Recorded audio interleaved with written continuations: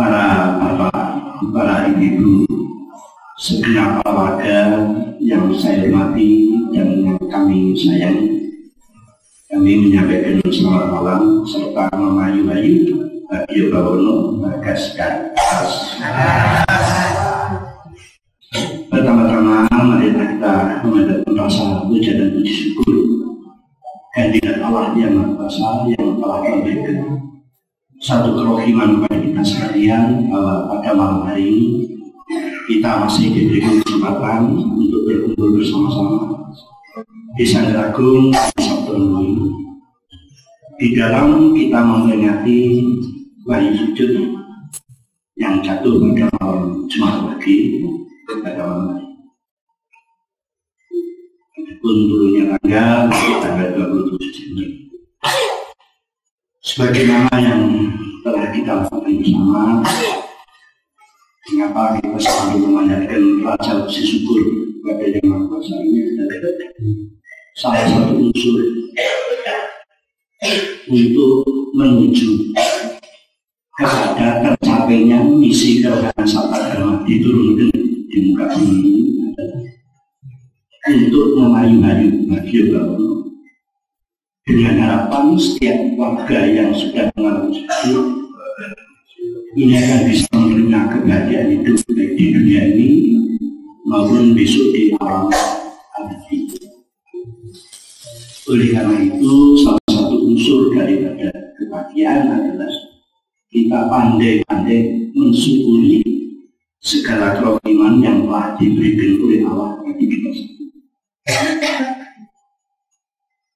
Selanjutnya, tidak lupa pula kita menyampaikan terima kasih yang tidak ada kepada Penuntun Agung Sri Utomo serta Penuntun Agung Sri Lapengan dan seluruh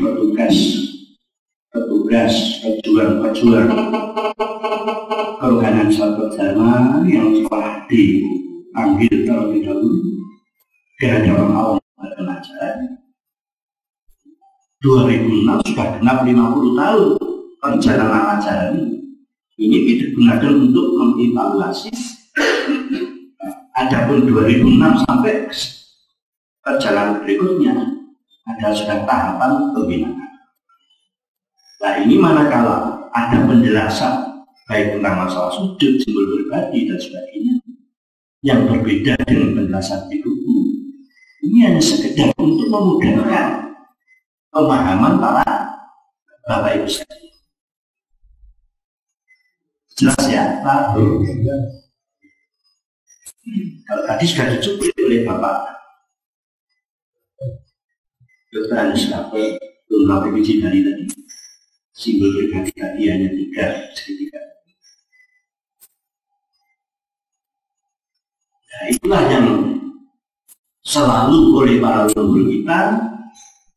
Setiap kita itu mempunyai hajat besar, baik pernikahan, mendirikan rumah, ulang tahun dan sebagainya.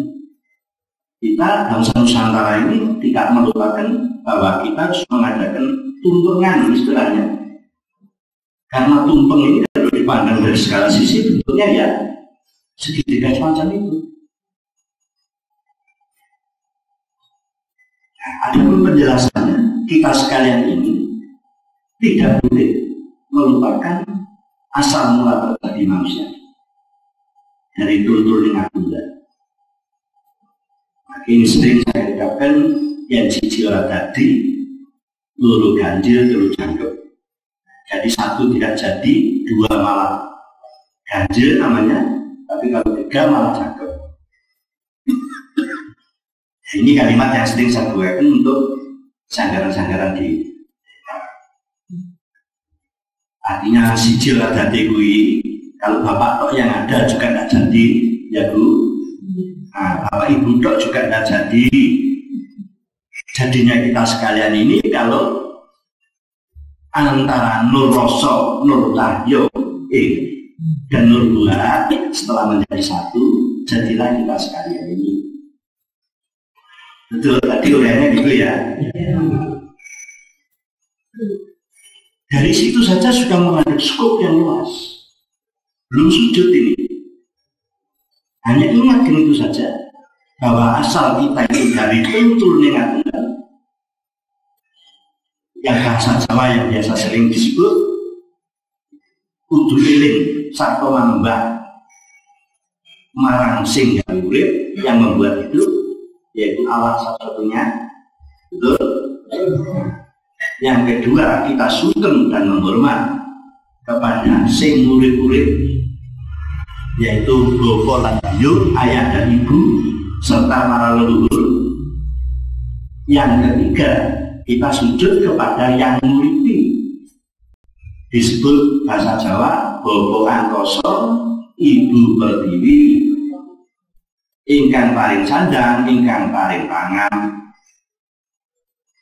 Paham Bapak Ibu? Bapak dari Ibu Bapak Jawa ya, mudah-mudahan ini bisa mengikuti ya.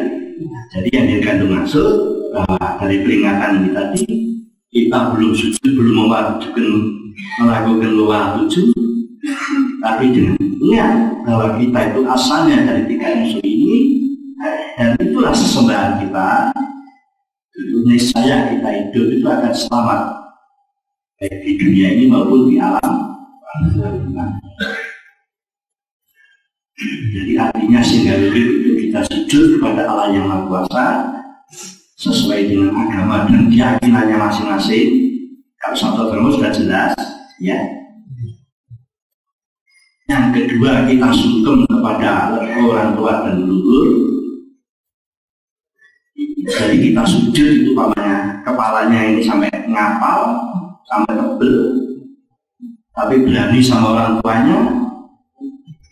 Nah, di satu miskin ya miskin selamanya. Betul kira-kira. Sekarang kita sujud kepada Allah yang Maha Kuasa, sungkem kepada orang tua sudah bagus, tapi berani karo sing nguripi, wani karo sing nguripi, yaitu bapa angkasa ibu pertiwi. Bapa angkasa itu yang kita hidup ini loh Pak Bu. Nah ini mensuplai ya hidup kita ini melalui hidup, betul tidak? Ya. Nah ini yang dikatakan bapa angkasa. Ada pun ibu pertiwi yang mensuplai makanan kita setiap hari. Betul? Nah, ini yang disebut bapa angkasa ibu pertiwi ingkang paring sandang, yang memberikan sandang, yang memberikan makan kita ya bapa angkasa ibu pertiwi. Adapun yang mewakili daripada bapa angkasa ibu pertiwi adalah negara, pemerintah, mulai RT sampai presiden. Jadi kita ini, manusia ini apabila sujud kepada Allah sesuai dengan keyakinannya, yang kedua sungkem sama leluhurnya, yang ketiga wawasan nomor 2 itu kan jujur dan suci hati harus melaksanakan perundang-undang negara. Betul ya Bu ya Pak? Apabila itu dilakukan semua kita tidak melanggar hukum di dalam dunia ini, niscaya kita akan menerima keselamatan. Nah inilah kunci daripada tiga unsur pokok tadi di dalam realisasi kehidupan kita bermasyarakat bernegara. Ini saja sudah ketemu intinya, belum dilakukan dengan tata cara sujud yang sistemnya sudah otomatis seperti apa yang kita lakukan bersama-sama. Hanya bisanya kita bisa kontak tadi kepada Yang Maha Kuasa apabila yang mau suci kita ini terbebas dari kenkangan nafsu jasmani yang disebut sedulur. Ya Pak? Ya. Maka sudah jujur karena sedulur ini di dalam manifestasi kehidupan kita bersama berwujud getaran kasar. Ya getaran kasar ini adalah ulah daripada 11 saudara. Yang dikatakan 11 saudara ini upama jasad kita itu ibarat gula, 11 saudara kita itu mulai Permono sampai Bagindo Hilir 11. Itu manisnya. Ya, di saat kita sujud, yang sering berontak diajak sujud tidak mau itu adalah 11 saudara tadi. Perwujudannya getaran kasar di dalam gerakan sujud, perwujudannya pikiran dan angan. Kira-kira ini apabila pikiran dan angan kita itu terhenti, itulah tanda-tandanya bahwa aktivitas 11 saudara kita itu sudah mulai tenang. Bu. Nah, itulah sebabnya maka di dalam tanggap Pakso 1 Suro yang baru lewat, tadi juga singgung oleh Bapak Argo, yang dikenal hanya 1 suronya, tidak mengenal tentang masalah condro sengkolonya katanya. Nah, di sini perlu kita beri pemahaman mengapa tema tahun yang kemarin kita kirim kepada para bapak sekalian di daerah ini, di tangga Pakso di situ ada kalimat condro sengkolo. Jadi simengkalan rasa ning ambuka jaga. Rasa itu 6, mening 4, ambuka 9, jaga itu 1. Nah, inilah para bapak ibu sekalian, ciri-ciri daripada rohani ini. Hukumnya terbalik.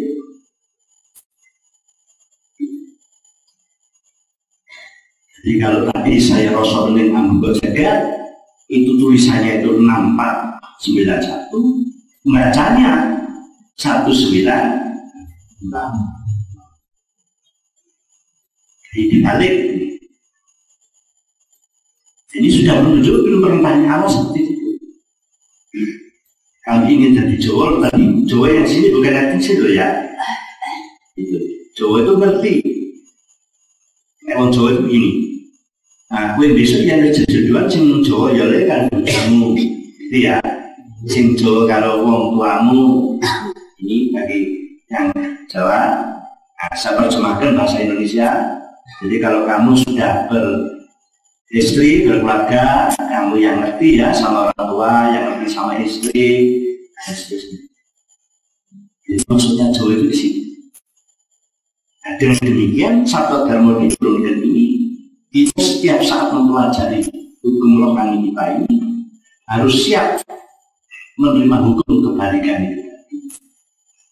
Maka di saat tuntunan Agung Sipala masih sugeng, setiap memberikan ular-ular pada kita sekalian selalu ditekankan keluarga panjenengan sedaya Anda sekalian harus mendengarkan ya modalnya.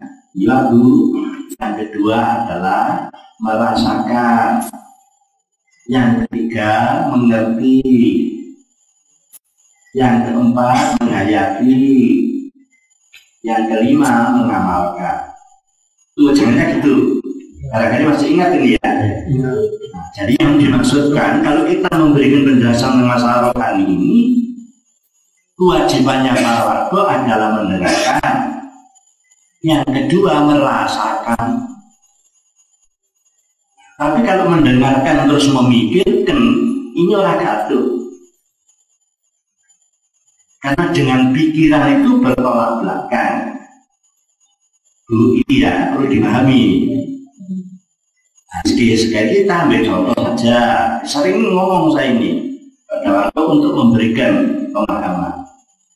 Hukum rohani ini kalau 10 dikurangi 5 itu tinggal 20. Gitu loh Bu. Mestinya ibu kan terima, ya gak masuk akal kan gitu.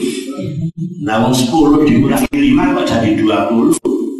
Anak kecil sampai profesor ya tinggal 5. Itu yang betul. Ya. Nah ini betul itu karena menggunakan rasio. pikiran, ya Bu.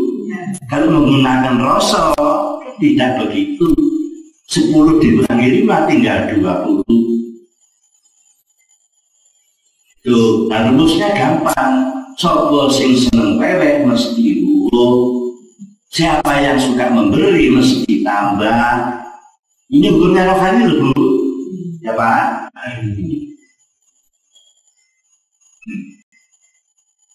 Nah, oleh karena itu bukan hanya bersifat materi dharma kita itu. Yang namanya pewek mesti uwo. 10 disitu 5 kali selawe umpamanya tinggal 25. Tidak hanya bersifat materi. Nah, termasuk di sini dharma kita adalah kubur, berupa barang, catur, cerita seperti begini nih. Kalau dijual tidak laku. Gitu. Bagi yang tidak senang atau masih ngantuk mungkin dianggap ini radio rusak namanya, ya. Itu bisa saja gitu. Wes ngoceh tak tunggu.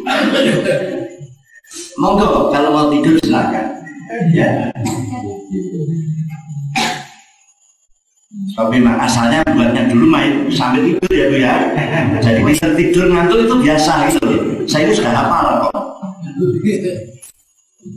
Jadi dharma bubur, dharma catur, sekarang ini lalu pitutur dan sembur. Jadi bubur itu berupa barang, catur berarti cerita begini ini. Nah, pitutur itu nasihat, manakala ada saudara yang salah, mau salah kita peringatkan, akhirnya jadi baik. Nah, terus sembur ini adalah doa.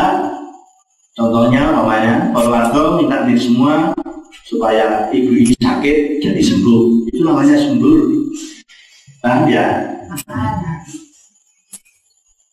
Nah, inilah yang dikatakan hukum rohani itu mengalami perbedaan yang keterbalikan seperti itu.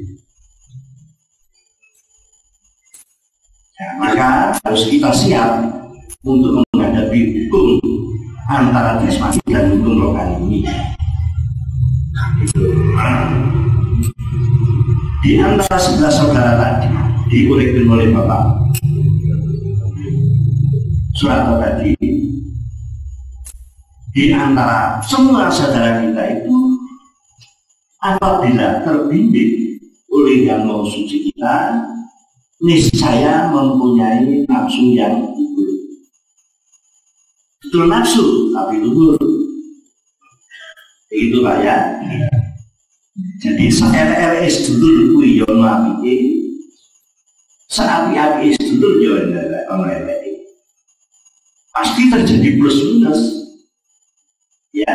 Nah, ini tergantung untuk menuju ke arah plus tadi. Maka yang mau suci kita pandai-pandai untuk membimbing 11 orang dengan sujud. Maka dengan sujud inilah 11 saudara kita itu akan menjadi tentram dan kehidupan kita pasti akan bahagia. Sebab manusia yang selalu timbul keresahan hidupnya penuh dengan rasa khawatir, penuh dengan getol, gelo. Oleh karena itu salah satu unsur daripada kebahagiaan adalah kita pandai-pandai mensyukuri segala kerohiman yang telah diberikan oleh Allah bagi kita. Selanjutnya, tidak lupa pula kita menyampaikan terima kasih yang tidak adanya kepada Panuntun Agung Sri Utomo serta Panuntun Agung Sri Rahman dan seluruh petugas pejuang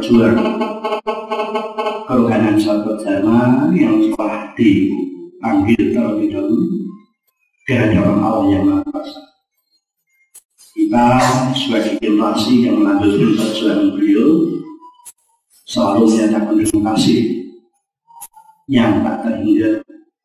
Semoga dalam bakti beliau senantiasa diterima oleh Allah yang Maha Kuasa, diberikan pahala sesuai dengan dharma bakti. Manakala beliau sedang tugas menyebarkan ajaran ini terhadap kesalahan serta kekeliruan. Semoga Allah senantiasa memberikan ampunan kepada Bapak Ibu serta petugas-petugas pengumuman. Para Bapak Ibu sekalian yang saya hormati, pada malam hari ini adalah sangat istimewa pada malam Jumat pagi ini.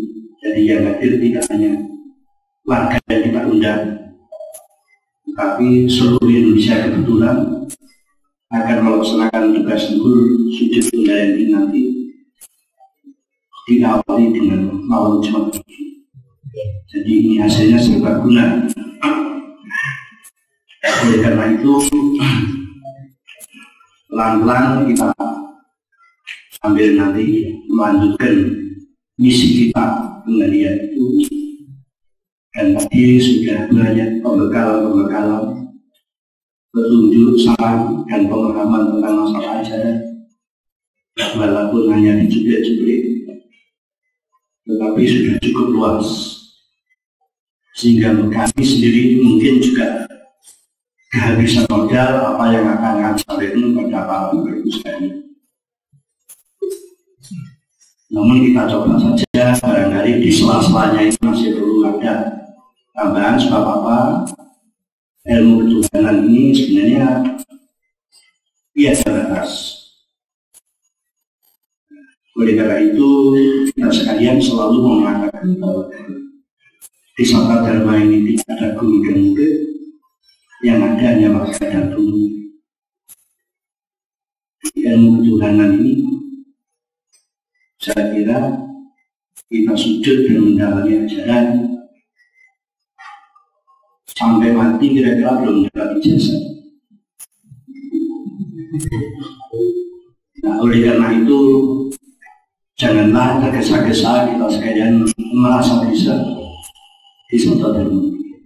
Ini bukan berarti kita itu merendahkan diri, tapi yang jelas ibarat kita terbang ke langit sudah tingginya 10 km, tetapi karena langitnya juga masih belum dapat disentuh, jadi kita ini belum dapat. Oleh karena itu boleh diibaratkan kita ini ibarat debu di padang pasir, ibarat setetes air hujan kita jatuh di tengah samudra. Inilah ilmu ketuhanan.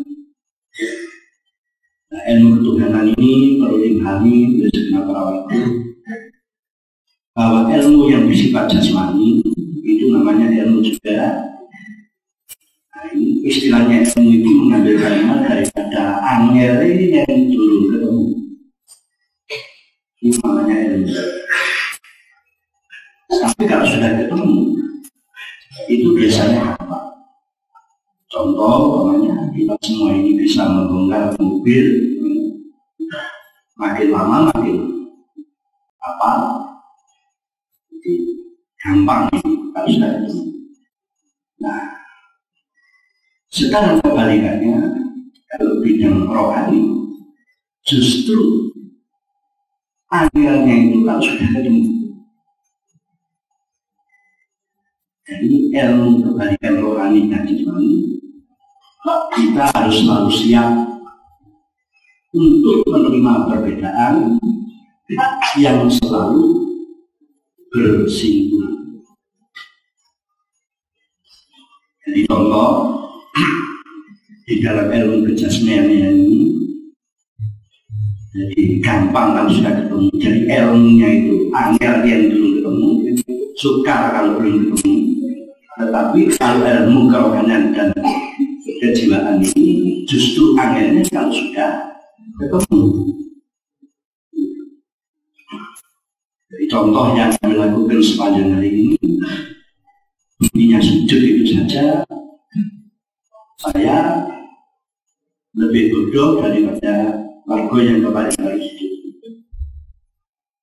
Setiap sujud mesti saya tertinggal. Jadi tambah lama tambah susah di sujud. Kira-kira begitu ini ya Pak. Nah, ini yang sering kami sampaikan kepada para petugas atau para warga, bahwa sujud kita ini selalu dinamis. Bahasa Maduranya kira-kira begitu. Apa dinamis itu? Monggo diterjemah. Saya hanya bisa dirokok saja ini. Dogmatis itu adalah ya itu saja. Tapi kalau dinamis ini selalu berubah. Jadi ilmu di satu termo susahnya di sini. Nah, tapi perlu Anda ketahui dan kita sangat berbahagia sekali bahwa kita pada malam hari ini ibarat naik kendaraan gitu tuh, Bapak-bapak sekalian, kendaraan yang kita tumpangi ini masih sedang in trial. Sampai mereknya saja belum banyak dikenal orang. Apa sih satu dan itu? Nah, tadi sudah diuraikan oleh Bapak tuntunan aku. Setiap ada tamu tanya urusan satu dan. Kalau mereknya belum dikenal, ya. Ini perlu kita pahami. Karena apa? Satu dan diturunkan sudah di zaman teknologi yang sudah canggih semacam ini.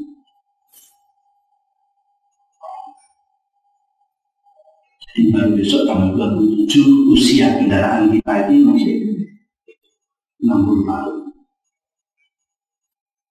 Kendaraan yang lain seperti Islam ini sudah 1434. Sedang kendaraan yang Nasrani ini sudah 2013 tahun. Mungkin itu juga sudah 2.500 tahun lebih, apalagi Konghucu ini sekitar 3.000. Jadi kendaraan kita ini masih kendaraan sangat tinggal. Oleh karena itu serba kecanggihan apa yang didalami, yang diberikan oleh Yang Maha Kuasa ini, kita sekalian mulai sejak naik kendaraan baru ini wajib kita memandatkan rasa puji syukur. Sebab apa? Di zaman sekarang ini orang mencari ketenangan hidup, kebahagiaan hidup itu sangat susah di dunia. Tadi saya mensipir sambutannya Tuan Agung tadi, tamu dari Amerika yang sama masih mencari-cari, kita sudah melakukan. Jadi sistem pendekatan diri kepada Yang Maha Kuasa itu Santo Dharma adalah yang paling canggih. Inilah bahagia kita. Oleh karena itu soal perjalanan kita untuk pendalaman ini sudah barang tentu membutuhkan suatu tekad yang kuat.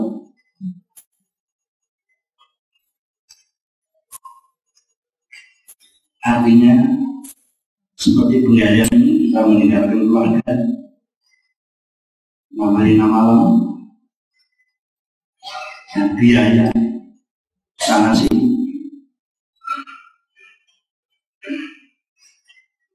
Tapi masih kecil ini biayanya. Kalau dibandingkan dengan biaya yang menjadi tamunya Allah di sana, sekarang paling tidak sudah 30 juta. Ya, kalau kita ini ya boleh dikatakan ya cukup sederhana ya. Ini harus kita syukuri. Yang penting kita mempunyai kemauan yang keras, tulus dan ikhlas. Di dalam perkembangan gerakan Sabta Dharma ini, para Bapak Ibu sekalian, perlu kita pahami bersama. Di samping wahyu yang diturunkan ini menurut beliau disebut adalah wahyu mekanik, segala-galanya serta otomatis. Satu contoh begini, otomatisnya ini.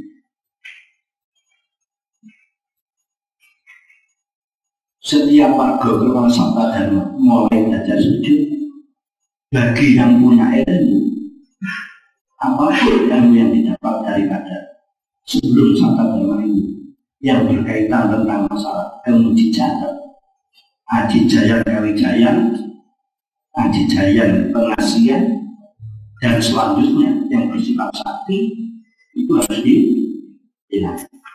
dibuang.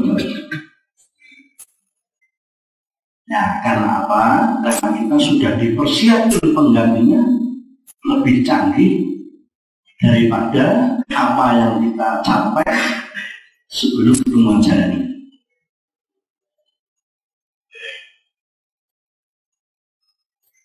Yaitu yang berbentuk wasiat 33 yang tertentu dalam ajaran ini akan datang secara otomatis di saat para warga mengalami kesulitan, kesibukan, kesukaran dan lain sebagainya.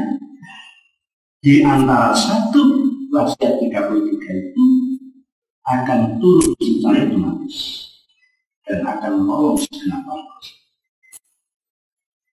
Inilah ganti daripada ilmu-ilmu yang kita dapat sebelumnya ketemu satu dan hal ini bukan suatu ucapan, karena kami sendiri belum ketemu ajaran ini, sudah kesana sini dalam dulu, mungkin bapak-bapak yang usianya sudah kepala 7, apalagi kepala 8, ini sudah tidak aneh, tidak mustahil apabila sebelum ketemu satu dalam ini sudah banyak ilmu seperti itu. Semacam ini perlu kita buang, karena sudah ada pengganti wasiat 33 itu datangnya secara otomatis. Jadi kami mengamalkan kita itu butuh gunting kertas, gunting yang betul. Tapi kalau kebetulan kita butuh akan memotong kayu, ya gaji sinsu itu yang hadir. Ini sudah kami buktikan, mungkin juga Bapak Ibu sudah mengalami seperti itu, tetapi tidak terasa. Hanya gampangannya itu kadang-kadang hanya dilalah, biasanya ini dilalah kesangalah. Dilalah itu bukan kemauannya Pak Dola ya. Jadi kalau dilalah itu atas kehendak Allah yang Maha Kuasa, yang mana kadang-kadang kita itu tidak punya duit, dilalah ya, ada yang ngutangi, pokoknya gitu. Ini dilalah ini semua kan kersanya Allah ya Pak ya. Saya kira Bapak Ibu semua sudah pernah kok melakukan seperti itu, merasakan. Andai kata tidak mungkin untuk meninggalkan rumah datang ke Jogja ini tidak mungkin. Betul? Iya. Hanya sekarang ini kan memperbanyak di terjemah ya Pak ya. Karena Bapak Panuntun Agung Sri Mutomo bahwa mengatakan Payu Sato Dharma ini diturunkan masih dalam keadaan masih hukum, masih utuh. Maka susah untuk dipahami apabila tidak dibantu oleh penerjemah termasuk kita sekalian ini. Maka petugas-petugas tuntunan ibu-ibu bapak sekalian ini kita persilakan untuk mempermudah warga daerah memahami ajaran dengan tafsirnya yang berbeda-beda. Silakan. Hanya dengan catatan jangan sekali-kali bertentangan dengan bunyinya buku apa. Betul ya Pak ya? Inilah yang pada tahun 2006 kami sudah bertekad dengan semua petugas lembaga tuntunan agung ini bahwa tahun 2006 itu sebagai pijakan kita pertama untuk menuju ke pembinaan. Jadi kalau tadi tuntunan agung menyampaikan kepada para warga tadi tahun 56 Panuntun Agung Sri Mutomo baru berangkat menyebarkan ajaran. 2006 sudah genap 50 tahun perjalanan ajaran ini. Ini digunakan untuk mengevaluasi. Adapun 2006 sampai perjalanan berikutnya ada sudah tahapan pembinaan. Nah ini manakala ada penjelasan baik tentang masalah sudut, simbol pribadi dan sebagainya yang berbeda dengan penjelasan di buku, ini hanya sekedar untuk memudahkan pemahaman para Bapak Ibu sekalian. Jelas ya Pak? Kalau tadi